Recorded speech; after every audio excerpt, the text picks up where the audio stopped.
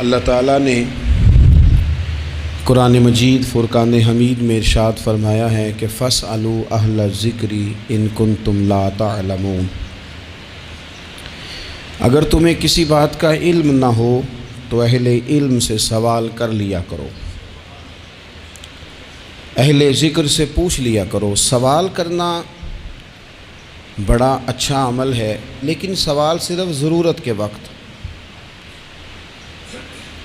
اس سوال کو پوچھا جائے جس سے جہالت ختم ہو، انسان کے علم میں اضافہ ہو، اپنے شعور کو بلند کر کے مسئلے کو سیکھ کر پھر بندہ اس پر عمل کرنا شروع کر دے۔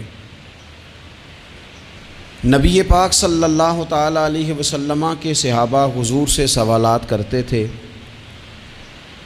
امت کو اجازت دی گئی ہے کہ وہ اپنے علماء سے، اہل علم سے، ذی شعور لوگوں سے مشاورت کرے، اور جس چیز کا علم نہیں ہے وہ اس شعبے کے ماہر سے جا کر اس کے متعلقہ وہ رائے لے۔ بہت زبردست مفتی بھی ہو، جید قسم کا عالم ہو، کتاب و سنت پر، سیرت پر، تصوف پر اس کی پوری دسترس بھی ہو، تو پھر بھی اسے حکم ہے کہ اگر وہ بیمار ہے تو وہ ڈاکٹر سے رجوع کرے، اس سے وہ سوال پوچھے، اپنی تسلی کرے اور اپنے حفظان صحت کے اصولوں کے مطابق وقت گزارے، لیکن وہ ضرورت کا، بے تکا نہیں، غلط نہیں، بحث کے لیے نہیں۔ نبی پاک صلی اللہ تعالیٰ علیہ وسلم نے اس کی حوصلہ افزائی ان الفاظ کے ساتھ فرمائی ہے جو ابو داؤد شریف میں موجود ہیں۔ حضور علیہ الصلوۃ والسلام نے فرمایا کہ جہالت سے نجات حاصل کرنے کا ذریعہ سوال ہے۔ سوال پوچھو تاکہ تمہاری جہالت دور ہو جائے، لیکن اس کے کچھ قاعدے، کچھ ضابطے، کچھ اصول ہیں۔ ہمارے ہاں کچھ عرصے سے یہ رجحان ہوا ہے کہ ابحاث، کثرت سوالات، ایسی باتیں جن کا اس انسان سے جو سوال پوچھ رہا ہے دور دور تک کوئی تعلق ہی نہیں بنتا، بے معنی اور بے مقصد اور بے محل گفتگو، بے موقع باتیں، یہ رجحان پکڑتی جا رہی ہیں سوسائٹی کے اندر۔ ہر شخص کو تجزیہ نگار بنا دیا گیا ہے، ہر شخص کو عالم بنا دیا گیا ہے، ہر شخص کو ڈاکٹر ڈکلیئر کر دیا گیا ہے، ہر بندہ اپنی مرضی کی رائے دے رہا ہے۔ اس کا نقصان یہ ہوا ہے کہ ملک تیزی سے غیر مستحکم ہوتا چلا جا رہا ہے۔ بگڑتے، بکھرتے، ٹوٹتے خیالات، بہت زیادہ جب باتیں ہونے لگ جاتی ہیں، بہت زیادہ جب بحثیں ہونے لگ جاتی ہیں تو وہ نفرتوں کو جنم دیتی ہیں، وہ اذیت کا باعث بنتی ہیں۔ قرآن مجید فرقان حمید آپ دیکھیے تو سورہ بقرہ میں سے جو آیہ کریمہ میں نے آج تلاوت کی ہے خطبے میں، اس میں اللہ تعالیٰ نے فرمایا ام تریدون ان تسألوا رسولکم کما سئل موسیٰ من قبل، کیا تم میرے نبی پاک علیہ السلام سے بھی اسی طرح ہی سوال کرنا چاہتے ہو جس طرح حضرت موسیٰ کی قوم نے ان سے کیے تھے؟ جس طرح پہلے حضرت موسیٰ علیہ السلام سے سوال کیا گیا تھا، تم بھی میرے رسول سے اسی طرح سوال کرنے کا ارادہ رکھتے ہو؟ کبھی بنی اسرائیل والوں نے کہا کہ ہمیں پتھر سے پانی نکال کے دیا جائے، کبھی کہا کہ ہمیں کھانا من و سلوہ دیا جائے، کبھی کہا کہ ہم اس وقت مانیں گے جب رب کو اعلانیہ دیکھ لیں گے۔ کیا تم میرے رسول سے بھی اسی طرح ہی سوال جواب کرنا چاہتے ہو؟ ضرورت کے لیے سوال ضرور کریں، یہ پہلا ہی سپارہ ہے۔ حضرت موسیٰ علیہ السلام کا زمانہ مبارکہ ہے۔ ایک شخص نے اپنے کزن کو، اپنے چچا کے بیٹے کو، چچا زاد کو قتل کر دیا، اور خود ہی اس کا مدعی بن کے حضرت موسیٰ کے پاس آیا کہ بتائیے جناب میرے اس بھائی کو کس نے قتل کیا ہے؟ حضرت موسیٰ نے ایک سادی سی بات کی، کیا فرمایا؟ وَإِذْ قَالَ مُوسَىٰ لِقَوْمِهِ إِنَّ اللَّهَ يَأْمُرُكُمْ أَن تَذْبَحُوا بَقَرَةً۔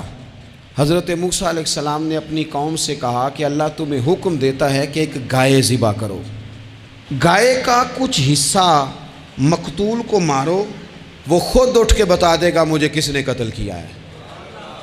یہ پہلا سپارہ ہے قرآن مجید کا، آپ اس کو دیکھ لیں، یہ آیت نمبر 67 سے شروع ہو رہا ہے۔ تو اب وہ چونکہ ذبح کرنا نہیں چاہ رہا تھا، اس کو پتہ تھا کہ مجرم تو میں خود ہوں، وہ ذبح چونکہ کرنا نہیں چاہ رہا تھا تو اس سے کہا کہ مارو ایک حصہ گائے کا، اس کو تو یہ اٹھ کے بتا دے گا۔ تو اس نے جواب کیا دیا؟ قالوا اتتخذون ہزوا، کہنے لگا آپ میرے ساتھ مذاق کرتے ہیں؟ کبھی ایسا بھی ہوا ہے؟ قال اعوذ باللہ ان اکون من الجاہلین، حضرت موسیٰ علیہ السلام فرمانے لگے میں اللہ کی پناہ مانگتا ہوں میں جاہلوں میں سے ہو جاؤں، ہر وقت مذاق کرتے رہنا یہ تو جاہلوں کا طریقہ ہے۔ کن کا ہے؟ حضرت موسیٰ نے کہا ہے، قرآن پاک ہے، ہر وقت مذاق کرتے رہنا۔ خوش طبعی اور چیز ہے، مسکراتے رہنا، لیکن کسی کا مذاق ہر وقت اڑاتے رہنا کن کا طریقہ ہے؟ جاہلوں کا۔ جب کہا نہیں ذبح کرنی ہے تو اب ذرا دیکھیے کرنا نہیں نہ چاہ رہے، قالوا ادع لنا ربک یبین لنا ما ہی، کہنے لگے اے موسیٰ پھر آپ نہ رب سے دعا کریں کہ وہ ذرا کھول کے بتائے وہ گائے کس طرح کی ہو۔ ارادہ نہیں نہ ذبح کرنے کا، آپ دعا کریں۔ قال انہ یقول انہا بقرۃ لا فارض ولا بکر، فرمایا کہ رب کہتا ہے وہ گائے نہ بوڑھی ہو نہ زیادہ بچیا ہو، عوان بین ذالک، ان کے درمیان ہو، یعنی جوان گائے ہو۔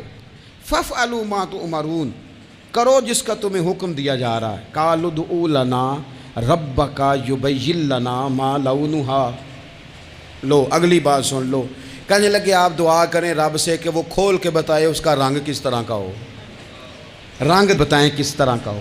قال انہ یقول انہا بقرۃ صفراء، فرمایا رب فرماتا ہے کہ صفراء رنگ کی ہو، یعنی گہرے زرد رنگ کی ہو۔ یہ رب فرماتا ہے اس طرح کی گائے ذبح کرو۔ فاقع لونھا تسر الناظرین، اور جب کوئی اسے دیکھے تو اسے اچھا بھی لگے، آنکھوں کو اچھی لگے وہ گائے، اس طرح کی گائیں ذبح کرو۔ لو اتنی باتیں بتا دی۔ قالوا ادع لنا ربک یبین لنا ما ہی، کہنے لگے نہیں آپ پھر دعا کریں اللہ ذرا کھول کے بتائے گائیں کس طرح کی ہو۔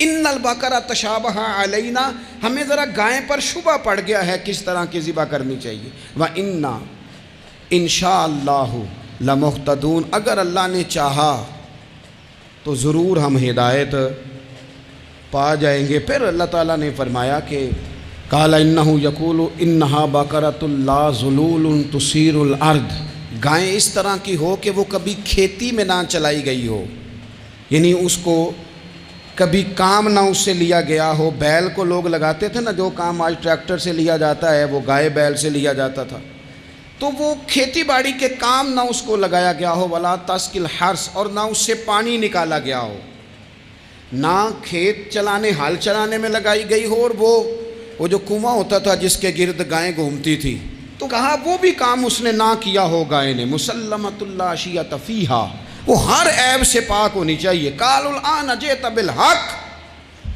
اب کہنے لگے اب آپ صحیح بات لے کے آئیں، اب سوال ختم ہو گئے نا۔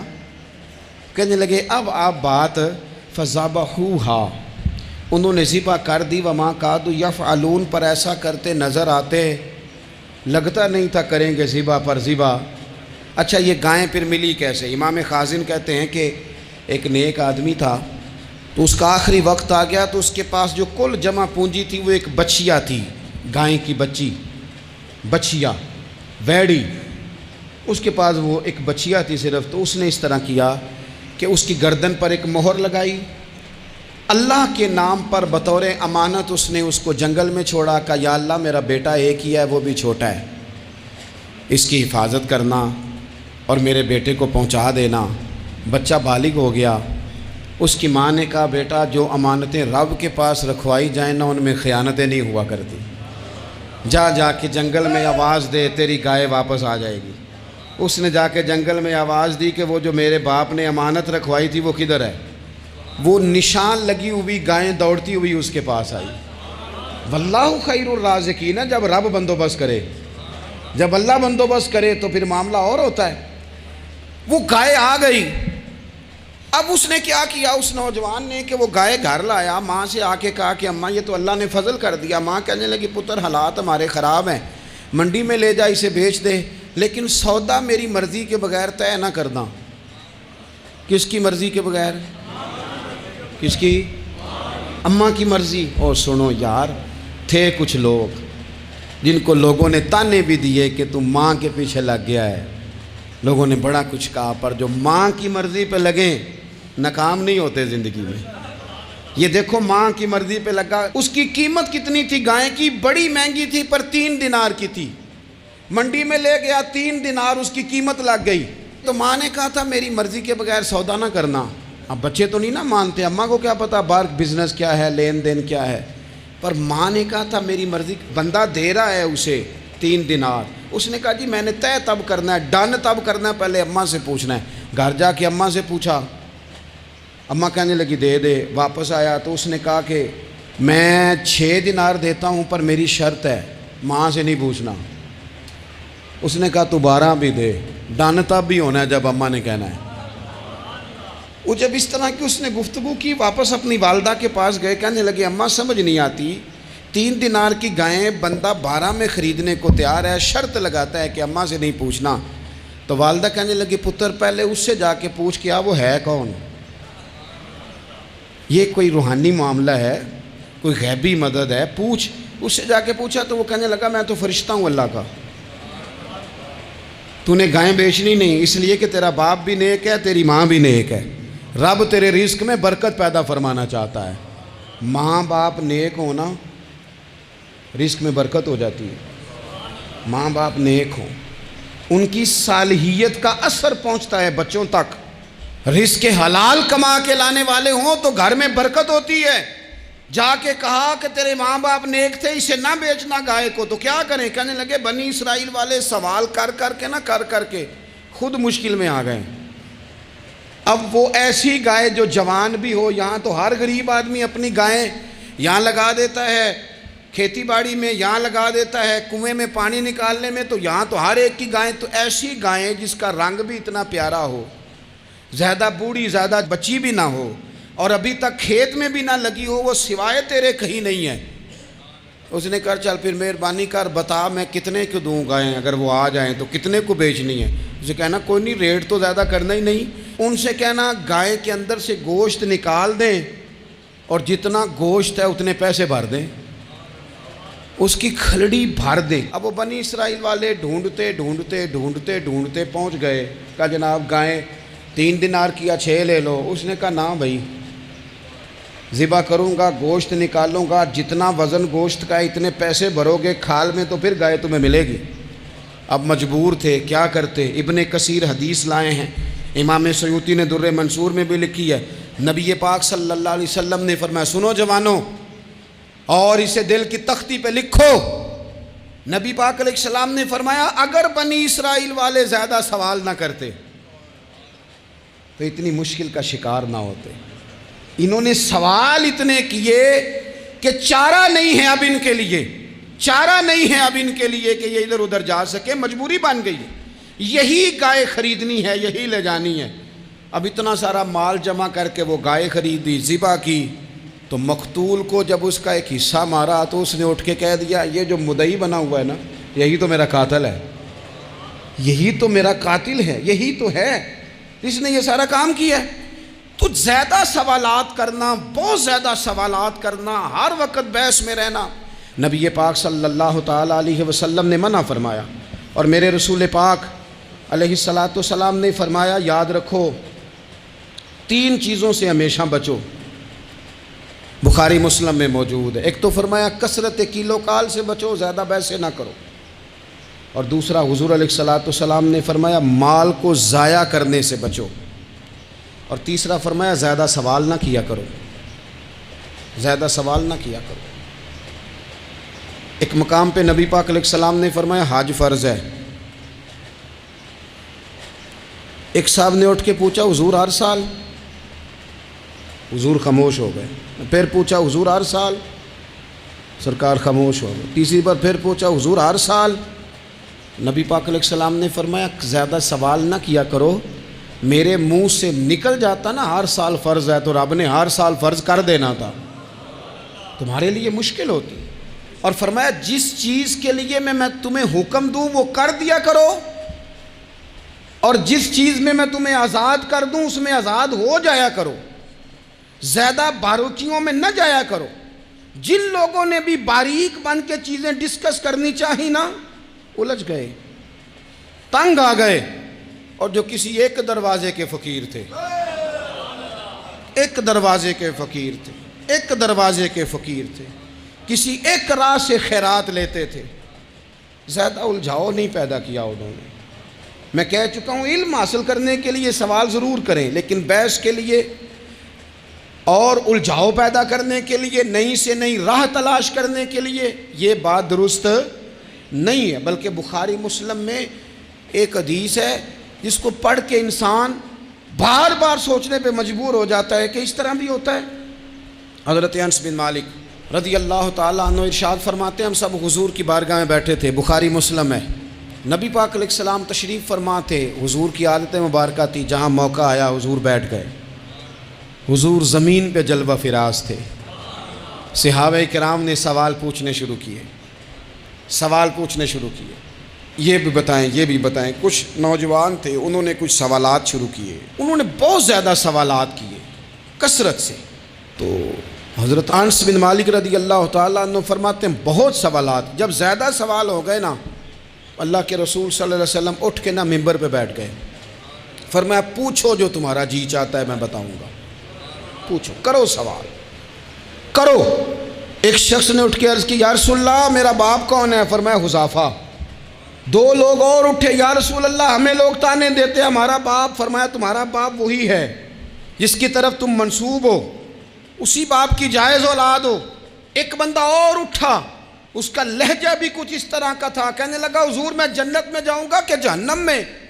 کئی دفعہ نا چیزیں راز میں رہیں تو وہ ٹھیک رہتی ہیں، لیکن جن کو راز کھولنے کا شوق ہو ان کے اپنے بھی کھل جایا کرتے ہیں، ان کے کھل جاتے ہیں، پھر وہ تکلیف میں آتے ہیں۔ یہ یاد رکھیں، حضور میں جنت میں جاؤں گا کہ جہنم میں؟ حضرت انس بن مالک کہتے ہیں کریم بولے، مور لگنے لگی، ہم کانپنے لگے۔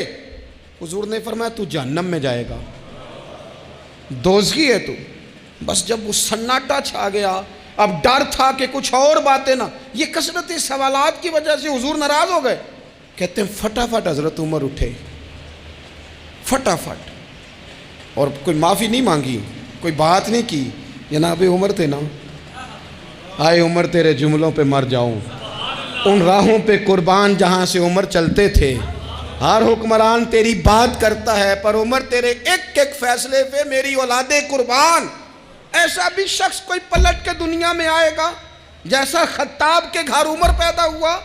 حضرت فاروق اعظم اٹھے، یوں ہاتھ باندھے، رو پڑے، کہنے لگے نہ حضور نہ، رضیت باللہ ربا وبالاسلام دینا وبسیدنا ومولانا محمد نبی و رسولا۔ حضور ہم بڑے راضی ہیں کہ اللہ ہمارا رب ہے، سونیا بڑے راضی ہیں کہ دین ہمارا اسلام ہے۔ یا رسول اللہ ہم بڑے راضی ہیں کہ اللہ نے آپ کو ہمارا نبی بنا کے بھیجا ہے۔ حضور بڑے، یوں ہاتھ باندھے، نہ ساڈا بولیا چولیا معاف کری، غلطی ہو گئی حضور جوانوں سے، نہیں ایسا حضور، نہ اس سے زیادہ کوئی پردہ نہ کھول جائے کہ رضیت باللہ ربا وبالاسلام دینا وبسیدنا ومولانا محمد نبی و رسولا۔ وہ ضرورت کے لیے سوال ضرور پوچھا جائے، حضور پسند کرتے تھے، لیکن بحث میں الجھ جانا، ہر وقت دین کو تختہ مشق بنا لینا، ہر وقت میرا دل تڑپتا ہے، کبھی کبھی سوچتا ہوں یہ میرے نبی پاک کا دین ہے، کیا یہ صرف دنیا میں بحث کے لیے آیا ہے؟ جس کو 4 لفظ آئے اس نے میرے حضور کے دین کو ذریعہ بحث بنا لیا۔ صبح بھی بحثیں، شام بھی بحثیں۔ کریم محبوب علیہ السلام نے جو طائف میں روڑے کھائے تھے وہ اس لیے کہ امت بیٹھ کے بحثیں کرے، اس لیے امام علی مقام نے سارا گھرانہ کربلا میں دے دیا کہ تم بحثیں کرو۔ عمل کب کریں گے؟ کرو بحث، صبح بھی کرو، ہر بندہ کرے، مولوی بھی کرے، مفتی بھی کرے، مناظر بھی کرے، اور چلو علماء تو کبھی اعلاء کلمت الحق کے لیے کوئی گفتگو کر بھی لیں۔ ہر چوک چراہے میں بحث، ہر جگہ مناظرہ، خدا را بلا ضرورت تو چھوڑ دیں، بلا وجہ تو چھوڑ دیں، کبھی تو مان کر چلنے کا مزاج بنا لیں، کبھی تو قبول کر لیں۔ یا رسول اللہ رضیت باللہ ربا وبالاسلام دینا وبسیدنا ومولانا محمد نبی و رسولا۔ حضور بڑے راضی ہیں کہ اللہ ہمارا رب ہے، اسلام ہمارا دین ہے، آپ ہمارے نبی ہیں۔ حضور ہم بڑے ہی راضی ہیں، ہم پر کرم نوازی ہو جائے۔ تو حضور نے فرمایا عمر بیٹھ جا، اللہ تیرے اوپر رحم فرمائے۔ عمر بیٹھ جانا، رب تیرے اوپر رحم فرمائے۔ اور پھر فرمایا عمر یہ رب نے تجھے ہی توفیق دی ہے، یہ تجھے توفیق ملی ہے۔ تو اتنی زیادہ بحثیں. میں کبھی کبھی کچھ سوالوں کے جواب دینے کو جی نہیں نہ چاہتا. آپ جو سوال کر رہے ہیں وہ پتہ ہے حضور کے ایک عظیم صحابی کے بارے میں کر رہے ہیں. آپ ان پر بحث کرنا چاہتے ہیں؟ آپ ان کو تختہ مشق بنانا چاہتے ہیں؟ جی نہیں کرتا. وہ ہستی اونچی ہے. نہ بھائی نہ، دل نہیں مانتا، خیال نہیں پیدا ہوتا. ہم تو ان بزرگوں کے ماننے والے ہیں جو حضور کی ازواج کا اور چاروں بیٹیوں کا نام لیتے تھے تو وضو کر کے لیتے تھے. وہ تو باتیں کرتے تھے تو ڈر ڈر کے کرتے تھے، کہتے تھے توبہ توبہ توبہ. ہم کہاں اور وہ لوگ کہاں. لیکن آج ہر آدمی کو بحث کا شوق آیا ہے. ہر شخص ہے جو کہتا ہے مجھے بھی 3 باتیں آتی ہیں، میں بھی تھوڑا سا مفتی ہوں، میری بھی سن لو. تو اپنی زندگی میں اتنا دروازہ بحث کا نہ کھولیں، اتنا الجھاؤ نہ پیدا کریں، اور ایسے بے جا لا یعنی اور بے مقصد سوالات سے اپنے آپ کو بچائیں جن میں انسان پڑھے تو اس کے لیے الجھاؤ بڑھ جائے. بعض سوالات ایسے بھی حضور سے کیے گئے کہ سرکار نے ان پر سخت ناراضگی کا اظہار فرمایا. فرمایا اس سوال کی کیا حاجت. تو میں آپ سے گزارش کروں گا سیکھنے کے لیے مسئلہ ضرور پوچھیں، سیکھنے کے لیے. اب بہت ساری ایسی چیزیں ہیں جن کا قبر میں ہم سے کوئی سوال نہیں ہوگا، لیکن صبح شام بحث ہوتی ہے اس پہ. ہمارا کوئی اس مسئلے میں لینا دینا نہیں، لیکن ہم بحث کرنے کو صبح و شام تیار ہیں. اللہ تعالیٰ بابا فرید الدین مسعود گنج شکر، داتا علی حجویری اور ان مشائخ اور ان بزرگوں کی اس دھرتی پر فضل فرمائے، اور اس وطن کو اللہ قیامت کی صبح تک آباد فرمائے. آخر دعوانا ان الحمد